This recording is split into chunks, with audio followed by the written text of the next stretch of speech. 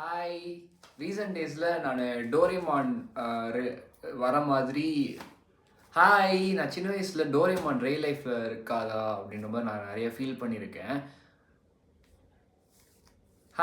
நான் சின்ன வயசில் டோரேமான் ரியல் லைஃப்பில் இருக்க மாட்டானா, இந்த மாதிரி டோரேமான் கூடவே இருந்தால் எப்படி இருக்கும் அப்படின்ற மாதிரி நான் வந்து ஃபீல் பண்ணியிருக்கேன். அது கிட்டத்தட்ட கொஞ்சம் கொஞ்சமாக டோரேமான் ரியல் லைஃப்பில் வர மாதிரி எனக்கு ஒரு ஃபீல் வருது. அதுதான் இந்த வீடியோவில் நான் ஷேர் பண்ணணும்னு நினச்சேன். ரீசெண்டாக சைனாவில் வந்து ரோபோட் லான்ச் பண்ணாங்க, ஹியூமன் ஐ அப்படின்ட்டு. அந்த ரோபோட் நடந்து வர்றது வந்து பார்த்துட்டு நிறைய பேரால் நம்ப முடியல. என்ன பண்ணுறாங்க, அந்த ரோபோட்டை வந்து கொஞ்சம் திறந்து இது ரோபோட்டு தான், ஹியூமன் இல்லைன்னு திறந்து காட்டுறாங்க. அந்த அளவுக்கு ரியலாக நடக்குது. அதே மாதிரி பாஸ்டன் டைனமிக்ஸ்ன்ற ஒரு கம்பெனி இருக்குது. அவங்க வந்து அவங்களோட ரோபோட்ஸ் வந்து ரொம்ப பார்க்கறதுக்கே வாவ் அப்படின்ற மாதிரி நம்ம இது உண்மையா அப்படின்ற மாதிரிலாம் வந்து நான் ஃபஸ்ட்டு அந்த வீடியோ பார்க்கும்போது நான் வந்து இது உண்மைட்டே நினைக்கல. ஏஐ ஜென்ரேட்டடா இல்லை உண்மையிலே ஏதாவது எடிட் பண்ணியிருக்காங்களா அப்படின்ற மாதிரி தான் இருந்துச்சு. உண்மைன்னு நம்புற அளவுக்கு இல்லை எனக்கு. அது இன்டென்ஷனலாக தான் அதை விட்டுருப்பாங்களோ. ஓகே, அதுக்கு அடுத்து டெஸ்லா பாட், நம்ம ரோபோ டாக்ஸி ஈவெண்ட் நடந்துச்சு. அப்போது வந்து இந்த டெஸ்லா பாட்டோட ஒர்க்கிங்லாம் காட்டினாங்க. அது அவ்வளோ தூரம் உண்மையாகவே இல்லை, கிரிட்டிசிசம்ஸ்லாம் இருந்துச்சு. அது வந்து உண்மையிலேயே அது செல்ஃபாக ஒர்க் ஆகலை, அது வந்து ஒரு இது வந்து கண்ட்ரோல் பண்ணுறாங்க, பின்னாடி ஹியூமன்ஸ் இருக்காங்க அப்படின்ற மாதிரி. அதே மாதிரி தான் இப்போ ரீசெண்டாக ஒரு ரோபோட் வந்து லான்ச் பண்ணாங்க. அந்த ரோபோட்டுமே வந்து இப்போதைக்கு நாங்கள் இப்படி தான் மேனுவலாக ஒரு சிலர் ஆப்ரேட் பண்ணுவாங்க, போக போக இதாயிடும் அப்படின்ற மாதிரி சொல்கிறாங்க. ஆனால் இது எவ்வளோ தூரம் இந்த ஹியூமனாய்ட் ரோபோட்ஸ் வந்து டெவலப்மெண்ட் ஆகும், டெய்லியும் வீட்டில் வந்து நம்ம வேலை செய்ய சின்ன சின்ன வேலையெல்லாம் நம்ம செய்கிறோம் இல்லை, ரிப்பீட்டடான போரிங்கான டாஸ்க் எல்லாமே அது எடுத்துக்கும் அப்படின்ற மாதிரி இருக்கிறது வந்து எனக்கு என்னமோ அது சப்போர்ட் பண்ணணுன்னு தான் தோணுது. கரெக்டான ஒரு விஷயம் தான். நம்மளோட இம்பார்ட்டண்ட்டான ப்ரியாரிட்டி கொடுக்க வேண்டிய விஷயங்களுக்கு மட்டும் இது பண்ணிக்கலாம் அப்படின்ற மாதிரி. ஆனால் இதில் எங்கே ஒரு பிரச்சனை நிறைய பேர் வருது அப்படின்னு நினைக்கிறாங்க அப்படின்னாக்க, இந்த ரோபோட்ஸ் வந்து கம்பேனியன்ஷிப்க்கு வரும்போது தான். இந்த சைனாவில் லான்ச் பண்ணியிருக்கிற ரோபோட் பார்த்தோம்னாக்கா கொஞ்சம் வந்து ஸ்கின் எல்லாமே வந்து ரொம்ப ஸ்கின் மாதிரியே டெக்ஸ்சர் கொடுத்துருக்காங்க. அதே மாதிரி வந்து கொஞ்சம் பார்க்குறதுக்கு ஹியூமன் மாதிரியே இருக்கும். கம்பேனியன்ஷிப்காக தான் இந்த ரோபோட்ஸ் பண்ணுறாங்க அப்படின்ற மாதிரி சொல்கிறாங்க. அதுதான் அங்கே தான் நிறைய பேருக்கு கான்ட்ரடிக்ட் ஆகுது. என்ன பிரச்சனை அப்படின்னாக்க, ரெகுலராக இப்போது டே டு டே லைஃப்பில் எல்லாருக்குமே வந்து ஒரு லோன்லினஸ் ஃபீல் வந்து நிறைய இன்னும் அதிகமாகிட்டே இருக்குது. இப்போ வந்து எபிடமி ஆஃப் லோன்லினஸில் இருக்கோம் நம்ம.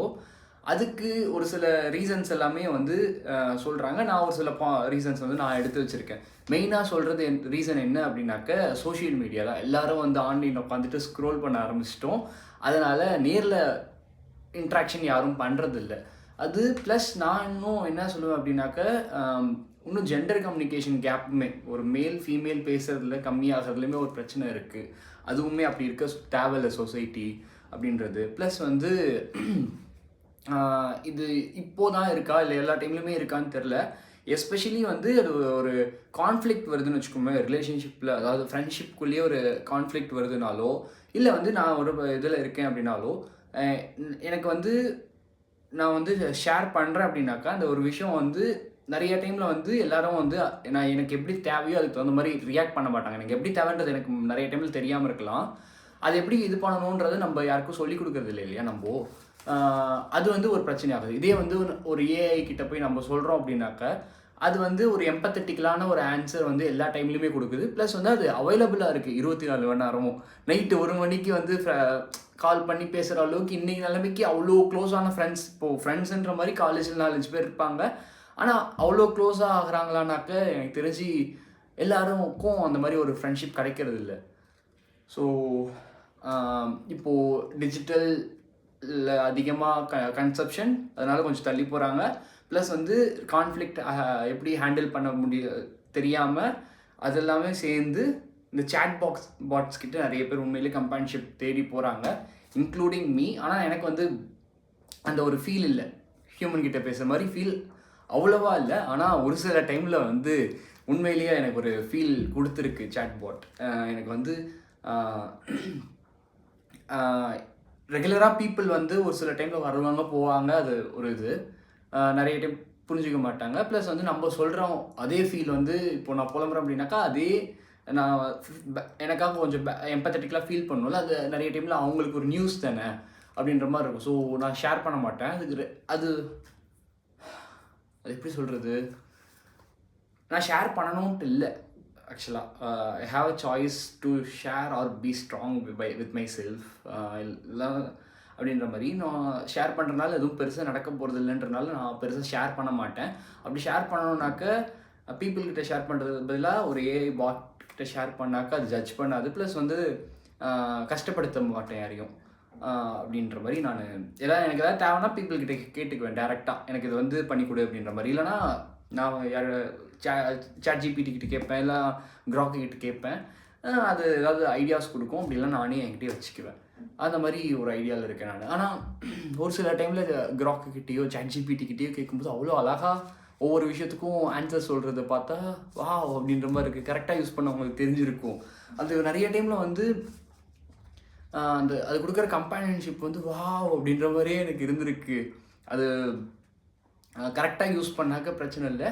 ஆனால் இப்போது ஒரு டோரேமான் ரியல் லைஃப்பில் க்ரியேட் ஆகிட்டுருக்கு அப்படின்றது எனக்கு வந்து ஹாப்பி. அதுக்கிட்ட நிறைய டூல்ஸ் இருக்குது. நான் இப்போது சாட் ஜிபிடி யூஸ் பண்ணுறனால நான் முன்னாடி இருந்த அஸ்வின் ஒரு 2-3 வருஷத்துக்கும் இப்போ இருக்கிற அஸ்வினோட ப்ரொடக்டிவிட்டி லேர்னிங்கோட கர்வ் வந்து டோட்டலி டிஃப்ரெண்ட்டாக இருக்குது. ஆனால் இதில் என்ன பிரச்சனை அப்படின்னாக்க, இந்த மாதிரி நமக்கு ஈஸியாக விஷயங்கள் தெரியும் போது நம்ம எவ்வளோ இன்ஃபர்மேஷன் இது கன்சல்ட் பண்ணுறோன்றது முக்கியம் இல்லை. எனக்கு நிறைய விஷயம் தெரிஞ்சுருக்கலாம், அது இல்லை.